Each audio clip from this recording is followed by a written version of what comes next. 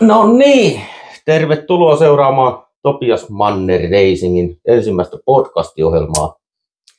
Mä oon saanut vieraaksi tänne Senön moottorikerhon puheenjohtajan Palmin Mauri. Mitäs Mauri, sun Speedway-ura on pitkä? Se on pitkä. Joskus tuli hairahdattua käytyä kattelemaan kisoja Törnävän kentällä ja kesäkisoja ja sitten samana ehtona oli maaratakisat tuolla Seinään Raviskalla ja kovaa touhua oli siihenkin aikaan ja sitten se jatkuu sillä lailla, että jäädytettiin jääpiitvei hommat aina Törnävän kentälle, oli pakkanen mikä hyvänsä. Vedettiin letkuja sieltä paloletkuja sinne Jorpakkoon ja pumppu sinne ja siellä räpättiin ja välillä JP:n kanssa siellä ja oli kaloja pumpussa ja peraattiin niitä ja jäädytetään. Siellä oli Laukkasen pätkää ja soippari ja ketä meitä nyt sitten siinä oli ja letkut aina vedettiin sitten yöksi sinne pukukämppiin ja taas jatkettiin hommaa ja kyllä oli mahtavaa hommaa vaikka nyt vähän palelikin ja siitä se vaan sitten lähti se niin kuin tutustuminen Seinän moottorikerhoon. No sitten kun siellä loppuu hommat, niin että minä nyt ajetaan, niin kerran ajettiin Routsikan siellä Montossa. Sinne tehtiin rata kovalla porukalla ja yksi kisa siellä. Siellä oli kuskia ympäri Suomia, jääkuskia ja sitten pari kertaa tekojääradalle. Ajettiin Sahalammelta vettä, siinä ajoin minä, JP, sitten Seppo ajoi ja kyllä se muista Nurmeniemen Penakin ja traktorilla ajettiin kentälle vettä ja saatiin jäävahvuus hyväksi. Joo. Ja kyllä se vähän hirvitti sitten kun risteykset oli täynnä niin kuin luistin rata, että mitenkään tässä käy. Mutta ei siinä mitään, kaikki meni hienosti. JP Riipellä oli rekka silloin ja haettiin Hartmannilta, kun me haettiin nyt sitten paalia sinne, eristyspaalia, että ei tule mitään tollikkoa. Ja kisa pidettiin ja porukka oli ja mukavaa oli. Joo, mä muistan itse omasta nuoruudestani ensimmäisiä Speedway-kisoja on käynyt katsossa Rengastiellä Seinäjoella. Joo, minä olen ollut Rengastiellä kanssa, mutta mä en montaa kisaa käynyt Rengastiellä katsossa. Joo. Että siellä oli paljon porukkaa siellä Rengastiellä. Minäs vuonna sä oot sitten hurahtanut oikein tähän lajiin? No se oli 97. Minä ja JP ja Linnala Juha. Linnala Juha osti Akilta piirveipyörää. Mä näinkin Juhan tähnin, että vielä kun sulla on sama pyörä on, enkä ikänä myy. Joo. Mä ostin Viemärön Jyriltä sellainen boksivehkeeseen ja mä muistan keltaisen JP osti. Silloin oli ainakin veisleikki, millä se ajoi ja ympäri Suomia ajeltiin ja muistan, me oltiin Karhulas kerran ajamaan niin 2 pistettä, kun me saatiin sitä yhteensä ja ei siinä mitään, naurettiin ja mukavaa oli ja välillä nuri ja aitaha, mutta ei se mitään haittaa. Seinän moottorikerhollahan on pitkä historia. 100 vuottahan se taitaa pikkuhiljaa tulla. Joo, ei mene kauaa. Toivotaan näin, että kun 100 vuotta tulee täyteen, niin päästään uudelle radalle. Kyllä. Uusi ratahanke on nyt menossa. Joo, eli tilannehan on se, että Routakalliolta joudutaan taas väistymään Speedway-radan kanssa. Joo, kyllä se on jämerä homma. Taas lähdetään sieltä pois ja kaikki siellä vissiin kuulemma nyt sitten niin kuin toppaajat ja louhinnat ja kaikki. Mutta nyt ainakin näyttää niin kuin valoiselta asialta se, että uusi ratahanke etenee. Sinne tulee niin kuin tavallaan moottoriurheilukeskus ja sitten virkistysalue sinne Lammelle ja tulevaisuus karavaaneille ja aluetta ja tällaista, että joo, kovat suunnitelmat on. No Speedway nyt on ykkönen ja sitten on kartinki, jokkis ja jopa riftingi ja moposuorat, kaikki tällaiset. Joo, ja vielä kun kiihdytysautoillekin saadaan sinne. Joo, kyllä. Joo. No Speedway niin kuin lajina sehän on vanha laji ja Suomessakin pitkä historia. On sellaisia ylä- ja alamäkiä ja Seinäjoelta Speedway-kuskia on tullut ihan huippukuskiakin. Mitä kärmekeittoa Seinäjoella syödään, kun sieltä on aikoinaan tullut paljonkin hyviä. Se on varmaan, kun Seinäjoella on näitä kuskia ollut niin tuhottoman paljon, että kun nyt yhtäkkiä muistelee, olin aikoinani Antiautos kolaripelliseppänä ja siellä oli Hautamäen Pekka silloin ja Englantiin lähdössä näin ja Pekkahan sitten lähti Englantiin ja sitten siinä oli Mäkelän Timppakin, sekin vähän kävi ajaa speedwaytä ja siihen aikaan sieltä se vähän niin kuin sitten se kipinä jo syttyy silloinkin. Mutta se niin kuin vähän sitten jäi, kun tuli nämä maantiepyörät. Niitä on mulla nytkin tällä hetkellä ja onhan näitä speedway-pyöriä ja maaratavehkejä, mutta sieltä se lähti ja Seinällähän oli nyt ylivoimaisesti varmaan Suomessa eniten kuskia siihen aikaan. Joo. Että jos lähdetään niin kuin sieltä, jotta Kaukonieminen, Harri Nieminen, Kimmo Nieminen, Mäkelän Jani, Mäkelän Juha, Viemärön Jyri ja sitten oli tuolla Saranpäätä ja Kenkkilää ja sitten Fräntilaa ja Keskisen Seppo ja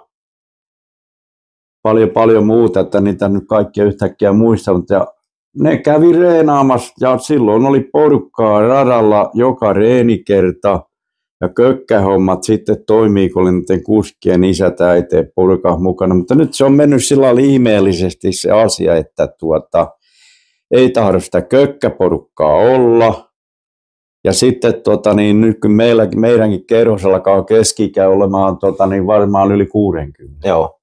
Kyllä. Että sinne olisi toivottavasti pitäisi saada sitä nuorta porukkaa mukaan ja sitä nyt haetaan kaikilla keinoilla yritetty. Pidettiin nytkin pyöränäyttelyä ja kyllä kiinnostusta löytyy ja jääpuolella oli paljon kuskia. Aki Alariihimäki, Soippari, JP.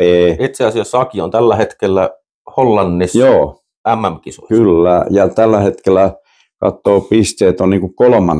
siellä, jotta kyllä se, se on ollut kovaa se jääpiitvei-hommakin Seinäjoessa. Joo. Tuohon uusien harrastajien etsimiseen vielä, niin nythän kesällä lauantaisin ruvetaan pitämään uusien harrastajien junnupaikoja. Lauantaisin, oliko se 12.2? Joo, 12.2 ja sitten sellainen homma, että sen jälkeen voi sitten 500 treenata ja toivottavasti tulo sellainen tapahtuma siitä, että kun nämä nuoret junnut siellä, joka haluaa kokeilla näin, niin tulisi näitä vanhempia kaveria, jotka ajaa sitten 500, ne opastaa niitä. Kyllä. Ja Kerholtahan löytyy varusteet ja pyörät sitten, että jos haluaa tulla koittamaan. Joo, ja sitten niin kuin yksi homma nyt sitten, kun me oltiin Jyväskylässä siellä kokouksessa, niin Mustosen Aake alkaa nyt uudestaan tähän minihommaan ainakin täksi kesäksi vetää ja mä toivotin heti Seinolle tervetulleeksi ja lupas tulla. Ja kyllä. Se olisi hieno homma, että löydettäisiin uusia harrastajia lajiin. No sitten ylipäätänsäkin speedwaystä, sehän on ratalaji ja niin sanottua ovaalia ajetaan, mutta kyllä. Se on ihan paljon muutakin kuin pelkkää ovaalin pyörimistä, että kisat on aika nopeatempoisia ja vauhtia piisaa, että se on mukava niin kuin laji jo seuratakin sitä katsomusta, kun sä näet koko ajan, mitä tapahtuu. Ja kyllä se niin kuin sillä lailla mukavaa hommaa siellä varikolla, siellä tulee uusia kaveria, siellä tulee kuskista kaveria, siellä tulee isistä äitistä kaveria. Niin kuin meikäläinenkin, jos mä lähden vaikka minkä päin Suomea, niin aina löytyy siltä puolelle kaveria. Ja sitten tulee niin kuin muistakin hommista, että jotka käy niin kuin Seinällä katsoo kisaa. Joo. Niin silloin ympäri Suomea porukkaa. Niin on. Sä menet johonkin esimerkiksi Tampereelle, niin tulee joku juttu. Ai mä muistan sä olet siellä ja mitä kaveria tulee. Kyllä. Ja sitten kun sulla on pyörässä, sulla tulee joku ongelma, niin sua tullaan auttaa siinä pyörähommassa, että mikä siinä on. Kyllä. Ja nyt kun nykypäivänä puhutaan paljon ympäristöasioista, niin kerrotaan nyt vielä sekin, että Speedwayhän on aika puhdasta lajia, koska moottorissa käytetään risiiniöljyä voiteluöljynä ja polttoaineena metanolia, mistä tulee vesihöyryä putkesta pihalle. Joo, ja niin kuin Speedwayskään tänä päivänä, niin sieltä ei saa öljyä mennä rataan, kun se on ne keräjysäiliö, että sitten huohotin menee nykyään satulan välistä kellakin. Mihinäkin on niin putki sinne, se huohottaa sinne ja varikolla pitää olla huoltomaton kaikki ja varikolla on niin kuin meilläkin seinäalueella, meillä on lukittu paikka, mihin on öljypönttö, mihinkä pannaan öljyt ja sen jälkeen kun kisa on homma loppu, niin pannaan ove kiinni, jotta se öljypönttö ei ole mihinään ulkosalla sillä lailla, että joku pääsee kaatelemaan niitä ratoja. Joo. Ja sitten tuo lajihan on niin kuin, otetaan nyt esimerkiksi Puola esimerkkinä, niin siellähän Speedway on seuratumpi laji kuin jalkapallo. Joo. Ja itse asiassa tämäkin kuva, mikä tässä on, niin se on Puolasta Gdanskista otettuna alikulkutunnelin seinästä toi kuva. Kyllä. Se otettiin viime kesänä, kun käytiin Topiaksen kanssa EM-kisoissa siellä, niin silloin otettiin tuo kuva ja se tulostettiin ja tehtiin taulu. No sitten Seinäjoellakin on nyt tulevia tapahtumia. Tässä on nyt mulla listattuna 11.5. on Jappiukot, 18.5. harjoitus- ja ajoleiri, 15.6. Seinäjoki Speedway, 6.7. joukkuekisa kautta Speedway Cup ja 13.7. Roadsikar rähinät. Ihan tuosta Jappiukosta ensimmäisenä, että mitä on Jappiukot? No Jappiukot on sellaista porukkaa, ne on entisiä kuskeja, jotka on syttynyt uudestansa siihen lajiin, eli periaatteessa on lähtenyt sillä lailla, että sulla pitää olla pystypyörä, missä on pystymoottori, teleskooppi etupää, mutta se on nyt mennyt siihenkin asiaan, että niissä on makaavia vehkeitä niissä mukana, mutta ei se mitään haittaa siinä mielessä, että siellä on vanhoja kaveria, niin kuin Myllärin Esko taitaa olla niin kuin Seinällä vanhin, mikä nyt harrastaa sitä, ja siinä on moni muu, ja koko ajan sellainen buumi, että sinne tulee lisää porukkaa, ne haluaa ajaa, ja se risiinin tuoksu, Joo, se on varikolla ykkönen. Kyllä, ja ne ei ole mitään tiukkapipoista porukkaa, kyllä siellä autetaan, niin kuin Seinälläkin niitä tuloa, niin siellä on pilttuu kaikki täynnä eikä kaikki mahdukaan. Kyllä. Ja siellä on makkara, kahvit ja kaikki tykkää. Ja sitten niin kun siellä on niin kun se ratamaksu määrätty, niin kaikki maksaa sen ilomielisen ratamaksun. Koska se ratamaksu, kaikki mitä siitä tulee, se pannaan niin traktorin kuorma-auton polttoaineeseen. Joo, millä pidetään niin. rataa. Ja kaikki ymmärtää sen asian. Kyllä. Että se pitäisi saada se käytäntö asiaksi, että ei sitä tarvitse kinuta keltään ja toisi sen suoraan, mutta Jappiukot, minkä saa maksaa, ne kysyy heti sen asian. Kyllä. Ja se on niin kuin Seinälläkin pidetään, niitä on ympäri ämpäri Suomea sitä porukkaa. Joo.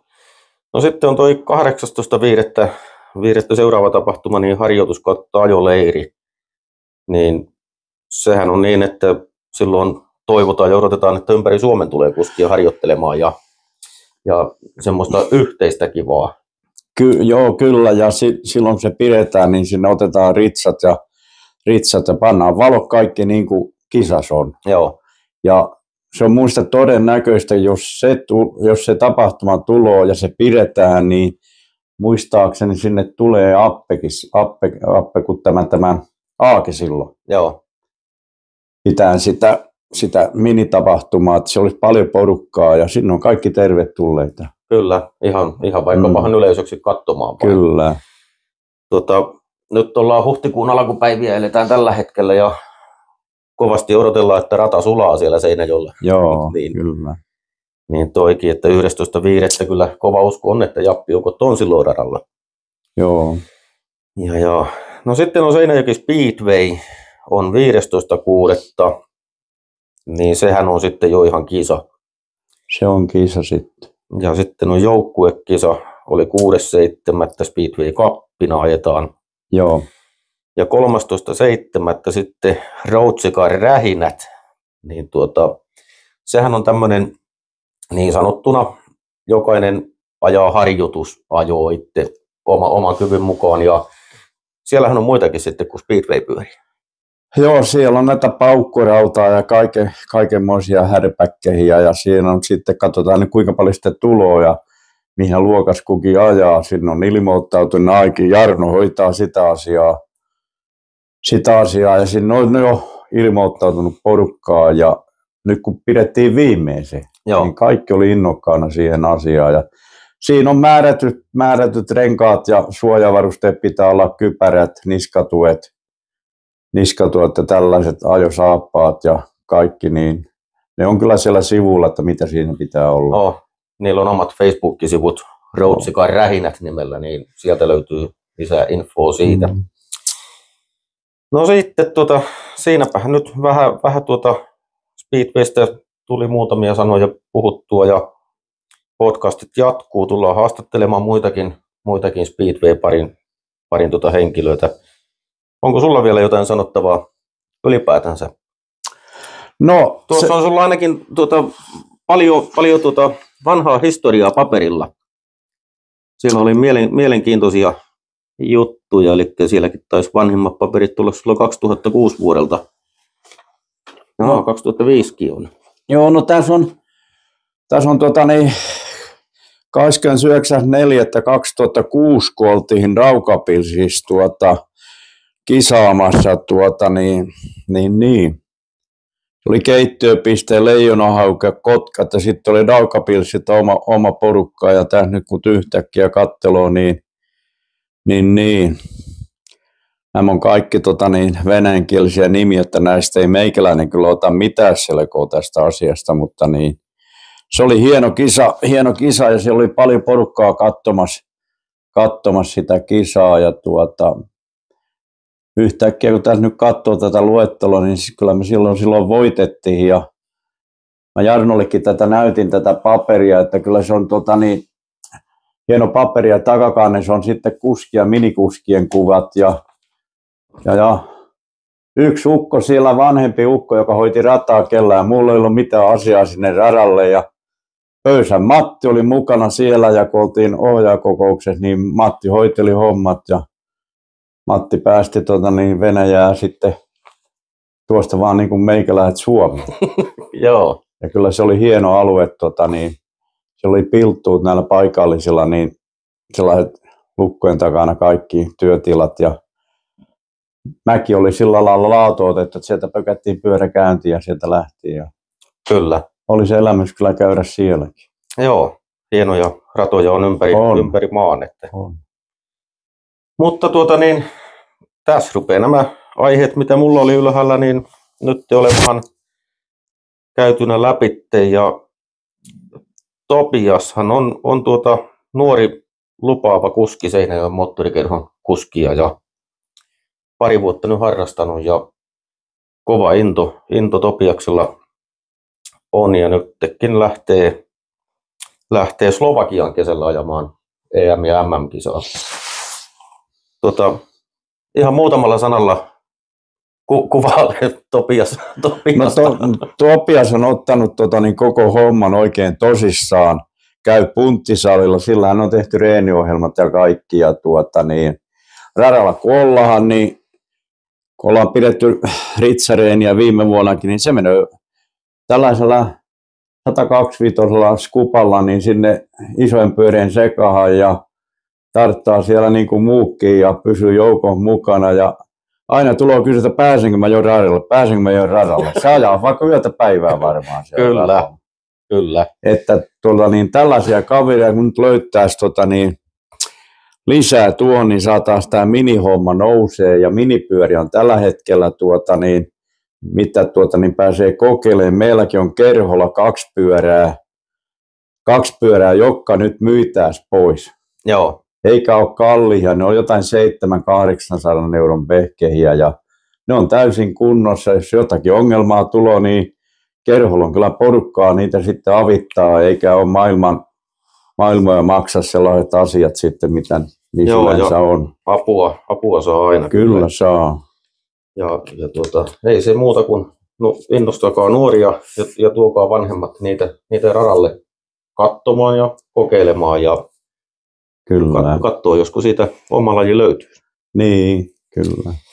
Mutta ei mitään, Mauri. Oli kiva rupatella sun kanssa. Ei mitään, niin kiitoksia vaan. Me näemme kesällä. Varmaan. Ei muuta kuin kiitoksia, kun jaksoitte katsoa ohjelman loppuun. Kiitos. Moi.